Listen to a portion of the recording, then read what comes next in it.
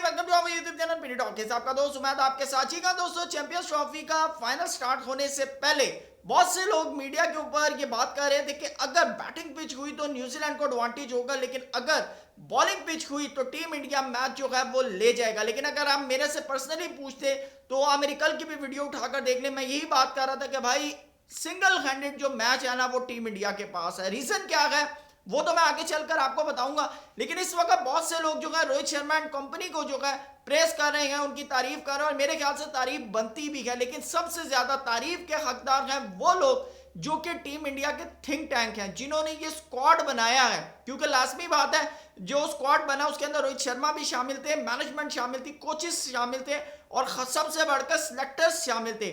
और सिलेक्टर्स की सबसे जो अहम चीज है दोस्तों वो ये है कि उन्होंने दुबई के वेन्यू को सही परख कर सारे खाने पूरे कर कर जो है टीम इंडिया को मैदान में उतारा है। आप अगर स्पिनर्स की, अगर ये स्पिन बॉलिंग पिच है तो आप देखेंगे टीम इंडिया के पास चारों खाने स्पिनर्स के पूरे हैं। उनके पास जो है लेग स्पिनर भी है, ऑफ स्पिनर भी है, मिस्ट्री स्पिनर भी है और सबसे बढ़कर कि अगर उनके पास कोई स्पिनर के अंदर की इंजरी सामने आती है तो उनके पास रिजर्व में वाशिंगटन सुंदर भी बैठे हुए हैं। और अगर आप फास्ट बॉलिंग की बात करें तो आप देखेंगे अभी भी बेंच के ऊपर हर्षित राणा और अर्शदीप सिंह जो हैं वो ऑलरेडी बेंच के ऊपर थे, जबकि मोहम्मद शामी और हार्दिक पांड्या जो थे वो मैदान के अंदर थे। और हार्दिक पांड्या उनके पास ऐसा समझ लें कि बोनस है, यानी कि जब विकेट की बारी आती है तो वो पावर प्ले के अंदर बॉलिंग भी कर लेते हैं और अगर जब रन्स करने की बारी आती है तो आप देखें कि हार्दिक पांड्या क्रूशियल मूवमेंट के ऊपर टीम इंडिया को रन्स भी चार्ज कर कर देते हैं।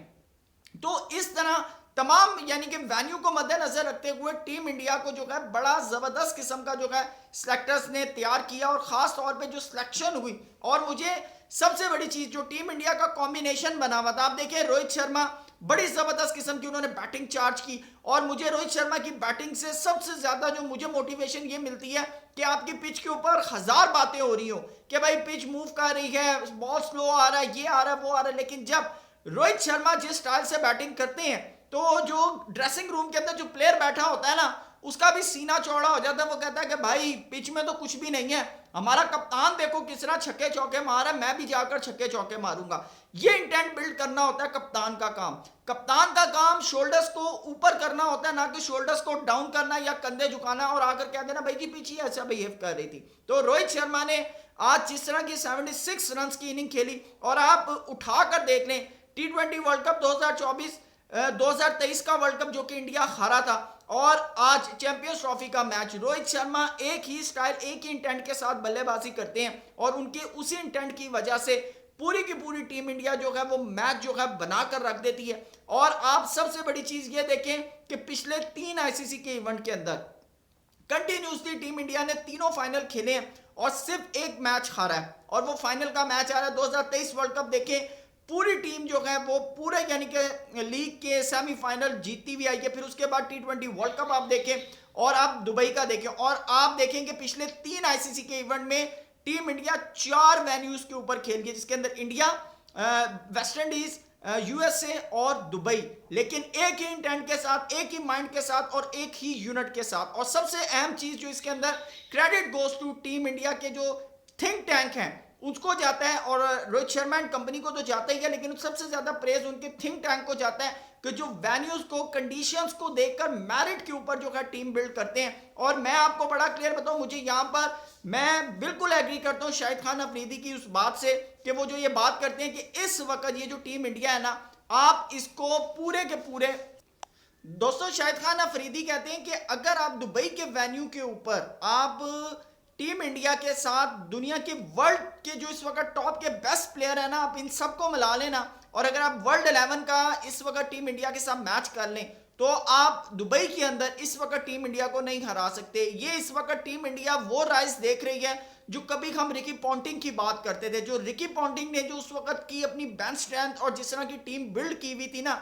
नाउ इस वक्त रोहित शर्मा एंड कंपनी जो है वो उसी स्ट्रेटजी के ऊपर, उसी मोराल के ऊपर चल रही है और इस वक्त तमाम दुनिया के अंदर वर्ल्ड क्रिकेट के ऊपर जो है वो रूल कर रही है।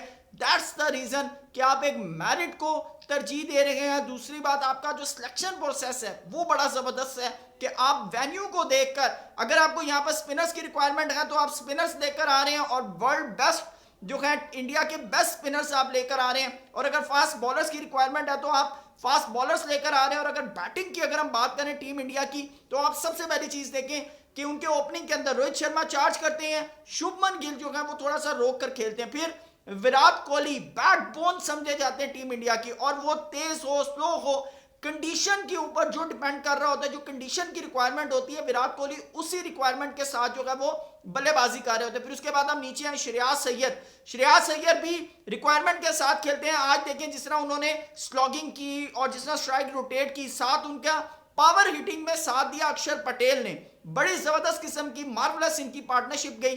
फिर उसके बाद जब श्रेयास अय्यर आउट हुए, के राहुल आए, के राहुल ने भी जो है स्लोली जो है मैच को बनाया। फिर सबसे जो इनके अंदर मेन इंटेंट होता है वो हार्दिक पांड्या का होता है कि जहां पर इनको लगता है कि थोड़ा सा 2-4 छक्के मारकर आप एवरेज या रन रेट को बेहतर करना चाहते हैं, वहां पर आप हार्दिक पांड्या का जो है वो चांस लेते हैं। फिर उसके बाद सबसे एंड में इनके बाद जो बेहतरीन ऑलराउंडर जद्दू आते हैं, जडेजा, वो बड़ी जबरदस्त किस्म की बल्लेबाजी करते हैं। तो टीम इंडिया की अगर आप बैटिंग की इस वक्त बात करें, बॉलिंग की बात करें और स्पिनर की अगर आप बात करें, तो ऑल दो बड़ी जबरदस्त किस्म की इस वक्त टीम है। लेकिन आज न्यूजीलैंड ने भी जिस तरह फाइट की है, बड़ी जबरदस्त किस्म की फाइट की है। मैं बड़ा क्लियर आपको बताऊं कि 251 के ऊपर न्यूजीलैंड इतना ही फाइट कर सकती थी। और सबसे अहम चीज कि न्यूजीलैंड ने 2 कैच छोड़े, एक श्रेयास अय्यर का कैच छूटा, शुभमन गिल का कैच छूटा, और सबसे अहम चीज कि ग्लेन फिलिप्स जो है इस वर्ल्ड कप के अंदर याद रखे जाएंगे कि जिस तरह की उन्होंने फील्डिंग की है, क्या जबरदस्त किस्म के कैचेस किए। लोग तो कहते हैं वो ह्यूमन बीइंग ही नहीं है,